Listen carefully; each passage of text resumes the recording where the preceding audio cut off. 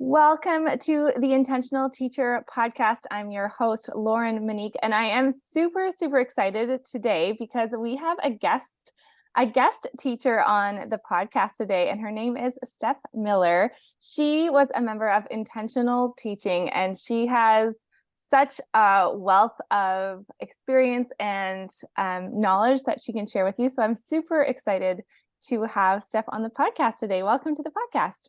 Thank you so much for having me. I'm super excited. Yeah.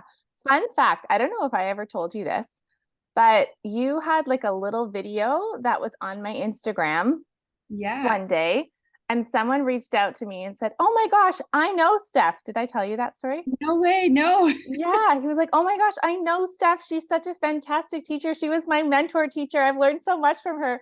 Oh, So awesome. it was so fun to that you were like known in the community. So yeah, thrilled to Oh, have that's you on awesome. today. Actually, now that you say that, there was somebody who came up to me and said, "I saw you on somebody's Instagram." Because you had posted it like long after I had sent that to you. So I'd kind of forgotten about it. But yeah, I think I know who it is. Yeah. So good. I love it. And also, like, if you're listening and you teach French immersion, you know it is a small world. So yeah, Yes. I think that's where it came from. So it was so fun. So how about we get started? Maybe you could let us know who you are and what you teach. Where do you teach? All that kind of stuff. Yeah, fun. Awesome. So I'm Steph. I teach grade 5-6 French immersion in Waterloo, Ontario. This is my fifth year teaching grade 5-6. But my ninth year teaching feels like time has flown so fast. Yeah, so this year the French immersion program changed. So there's been lots of big changes for me this year, which has been exciting, but also overwhelming. Yeah, I recently got married. Yeah, so that was exciting. And then more big news, I'm expecting my first child. Oh my gosh, that's so exciting. Yeah. I didn't even know this. She didn't tell me before we started recording. Congratulations. Thank you. Yeah, so lots of big changes now. So yeah, that's a little bit about me. Fantastic. When are you due? April 26th. Oh my gosh, I'm so excited for you. Yeah. That's So super my exciting. teacher mind is like, I don't have to write report cards. Yeah. Yeah, but Yeah. yeah. Just So yeah, no, very excited. coast on out. Yeah. Nice. Oh my goodness. I'm thrilled for you. That's super exciting. Thank you. Fantastic. Yeah, thank you. Oh my gosh, I love it.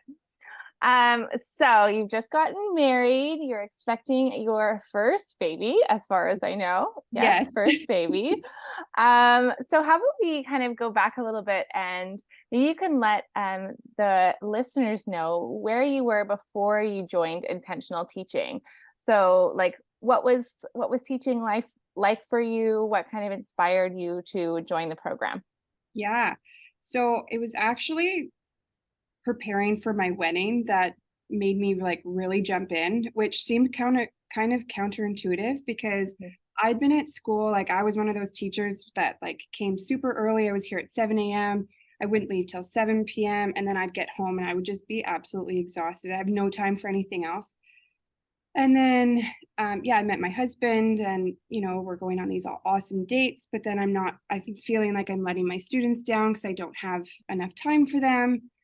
And then I'm planning this wedding. I'm like, I have no time. Something needs to give here. And then, like I said, it felt a little counterintuitive. Like, okay, let's join this course and add more to my plate. But it was a huge lifesaver because it really taught me how to just plan better and just use my time way more efficiently. And I don't take anything home anymore, which is fantastic. I was able to plan what I think was the most perfect wedding for us. And so yeah, it was really my wedding that made me go, okay, I need to change something here. And obviously my husband, I need to have family time and I need to, be with him. And so yeah, that was the big reason why I joined. And like I said, I'm so happy that I did because I was feeling so overwhelmed and school was just taking over my life. And I love teaching and I still do, but I also love my family and they come first. And I like on your Instagram, you talk about that too, about your mom and you're replaceable at work. You're not at home. And Yeah. so yeah, that really resonated with me. And so yeah, I needed a change and you did that for me. Oh, I'm so glad. I'm so glad. Yeah. And If you're listening and you don't know what we're referring to, my mom was a teacher too. And when she was 42, she had a heart attack. And she said she remembers very vividly. First, she was in complete denial that it was even like anything dangerous, and she was like doing her makeup. And the guy on 911 was like, "No, you need to go to the hospital." She's like, "I'm fine. It'll be okay." And like they took her to the hospital, and she realized years later that it was actually very dangerous. Like if you have a heart attack in your early 40s, like it can be like fatal. And she didn't know that at the time. So that's why he really wanted her to go to the hospital. But she says she remembers sitting there and like telling the district that she wasn't going to be in, and they found her a replacement so fast, but she could see that she wasn't replaceable for us. Right. When because I was 12 at the time. So that's like something that's really hit home for me and that I like to share for teachers, because I know it can feel like, I don't know about you, Steph, but I know it can feel like I'm not doing enough for my students and I feel guilty that I'm not doing enough. And that can really help you feel like it's okay. I can make sure to take care of my kids, because like myself, because I'll still be there for my students, but I need to make sure that I take care of me and my family too. Yeah, exactly. And like I said, it's been a game changer for like my life at home.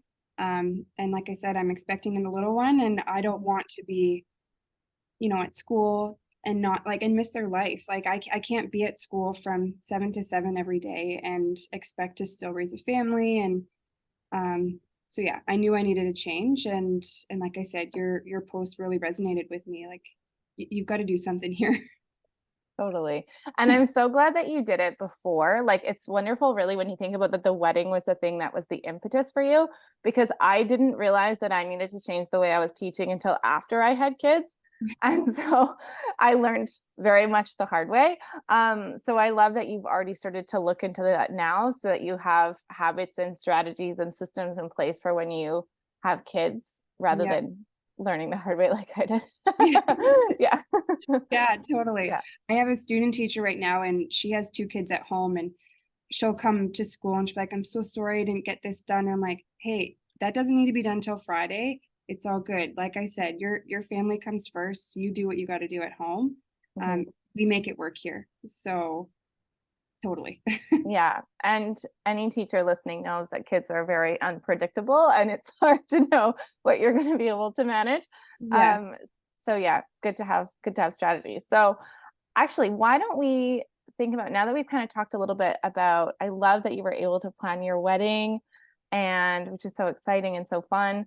What do you think are some of the strategies that you use that really helped you to be able to make time for things like that, to spend time with your husband, to plan your wedding and not work 7 to 7 anymore? So there's 2 main things that I think that I really took away and that I use almost every day. Well, and no, I do use every day is the intentional 10. So when I come to school, I have I give myself, 10, 15 minutes to plan out my day. And so I call it planning my planning time. Mm-hmm. Before, I'd come in and I go, okay, I see I have emails. I see I have this to do. Oh, I have this also to do. And then my to-do list was like, 20 things long. And then I was overwhelmed. And then you don't know which one to pick. And then by the time you end up picking, classes started. So you didn't get anything done. And so again, you just feel like overwhelmed. And then by the end of the day, you've added another 10 things that you need to do, but you don't have any more time to do it. So in the morning, I know the first 10 minutes I'm checking emails, and that's the only time I give myself to check my emails. If I get to it at other points of the day, that's a bonus, but morning is the only time I check my emails now.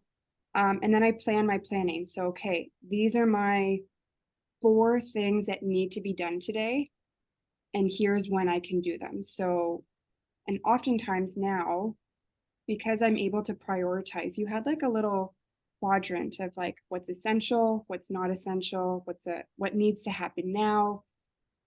And so yeah, I'm just kind of I'm much better at prioritizing what needs to get done. Mm-hmm. Um so yeah, planning my planning time. And then we talked a lot about batching our work. So even things like photocopying. I try and put all my photocopying to one day of the week. Sometimes that doesn't work because you didn't plan properly or whatever, and it happens. But I don't know about your schools or whatever, but photocopying takes a lot of time. And so if you can do it all at once, it saves a lot of time. And then same with marking. I have a double planning on my one day and it's on a nutrition break. So I only do my marking once a week. And that day 4 is dedicated to marking. And so, yeah, just batching my work has been super, super helpful. And then the other thing that was like a game changer was the AC effort that we talked about. And I didn't like it, the wording at first. I'm like, there's no way I can give level effort to anything. I am a perfectionist. It needs to be perfect in order for me to do it. But realistically, I'm sure all teachers feel this way. You can't be. And I mean, we teach our kids this. We can't be perfect. So why do we not have the same expectations for ourselves? And so, yeah, I have it in my plan. There's 2 periods a day where I give what I call my C-level effort. It's my daily 5 periods with both of my classes. And I'm still putting effort into it, obviously. I'm still passing, but I'm not, giving all of the great feedback that I could be giving. I'm not pulling kids aside to, again, give all this like wonderful feedback. This is my time to go, okay, let's regroup.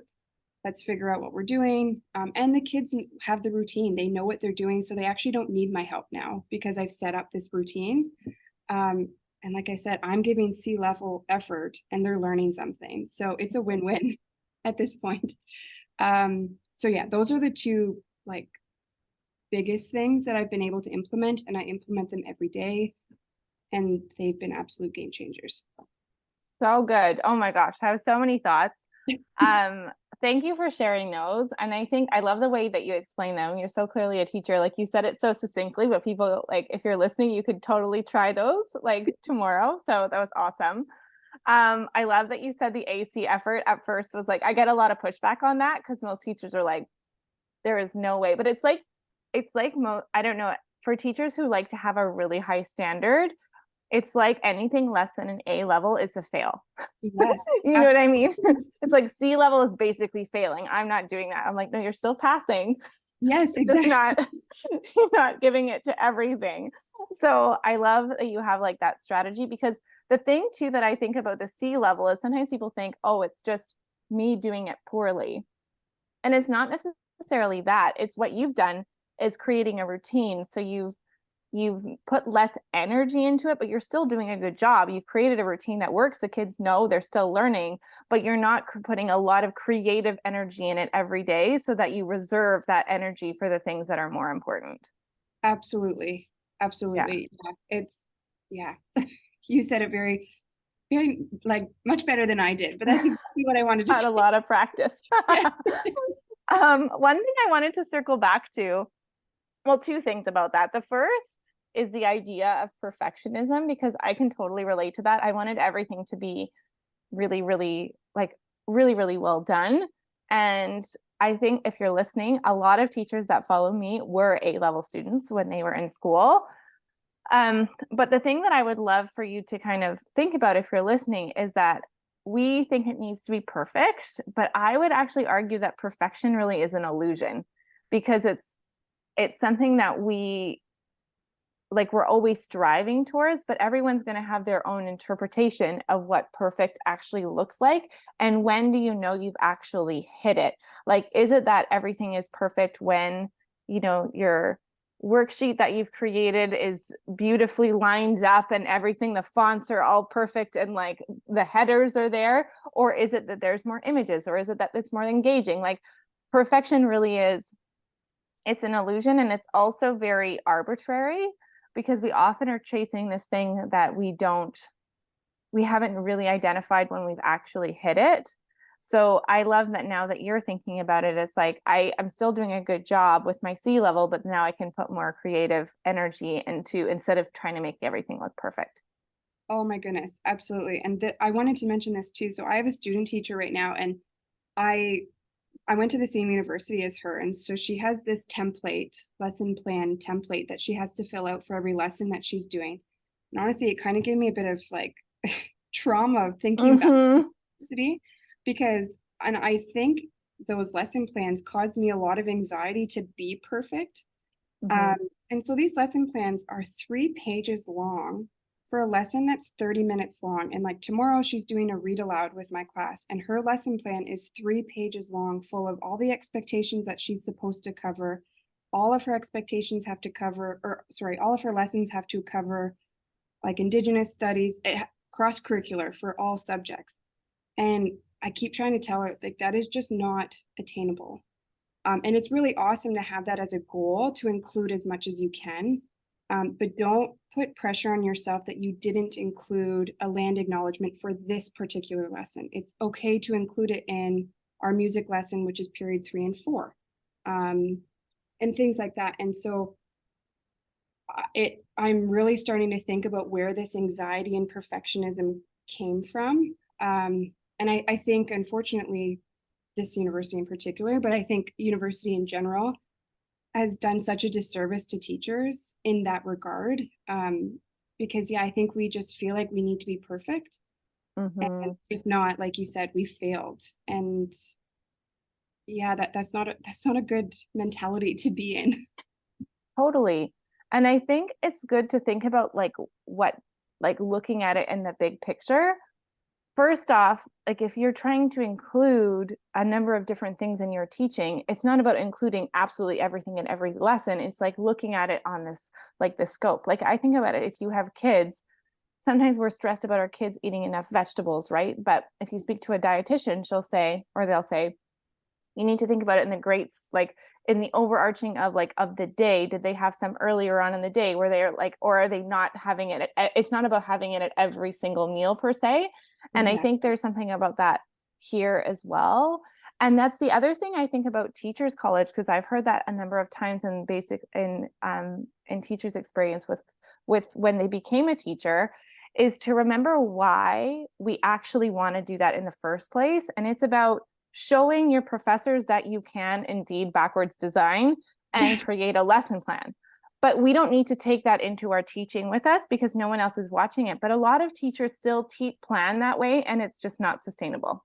Exactly. Oh, absolutely. And I totally get that. Like she needs to show and demonstrate her learning just like we ask our students to do for us. Sometimes we ask them to do a little bit extra.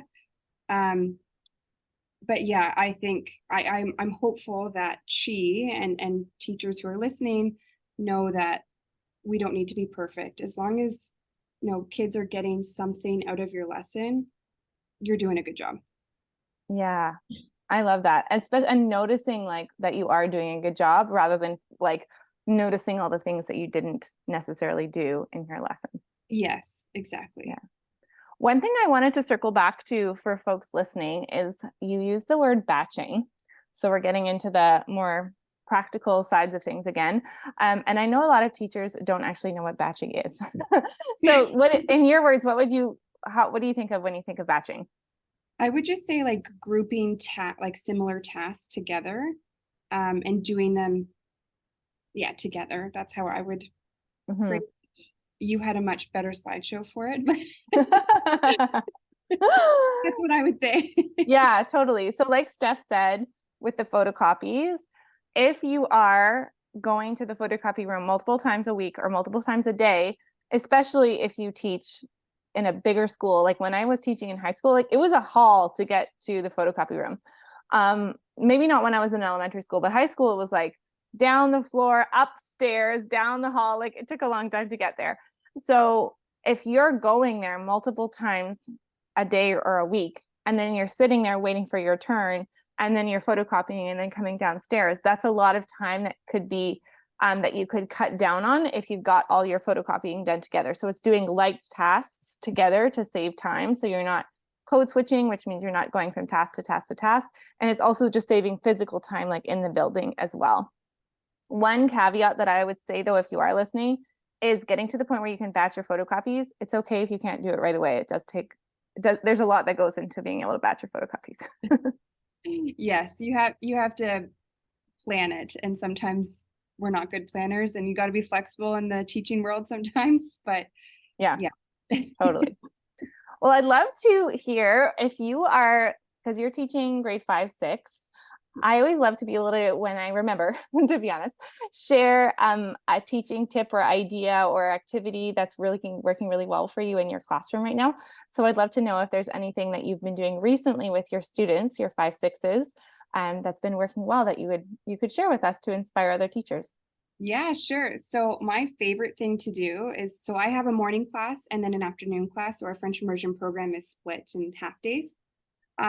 So when my morning class comes in, I always play a song in the morning, and it obviously has to be in French.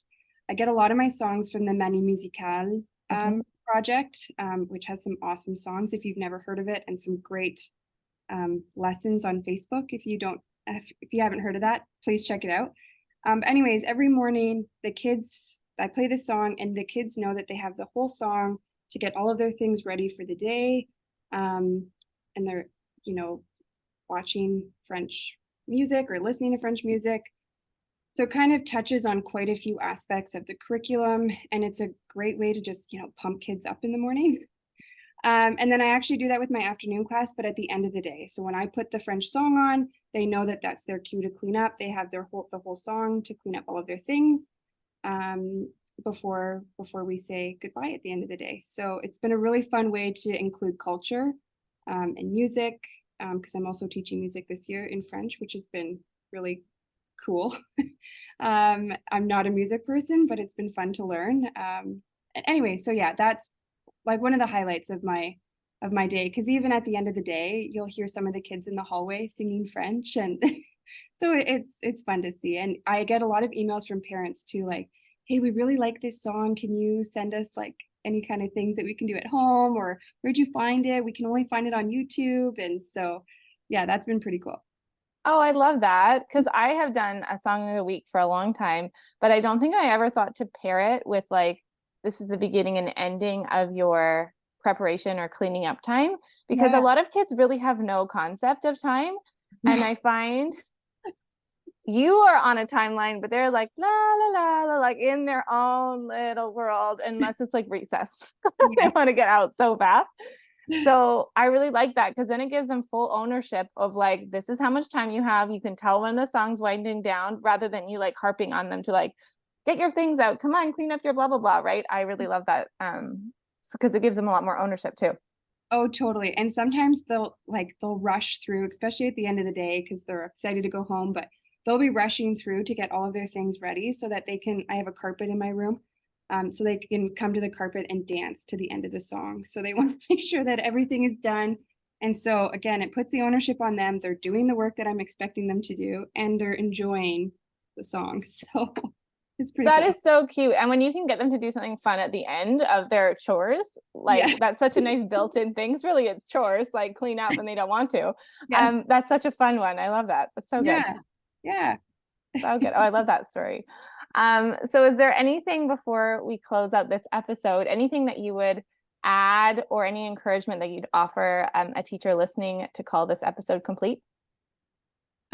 I think I would just like to circle back that it's okay that you're not perfect. You're doing an awesome job. Yeah, keep doing what you're doing. I love that. Thank you so much for coming onto the podcast. It's so great to have you, Steph. Thank you so much for having me. It was a pleasure.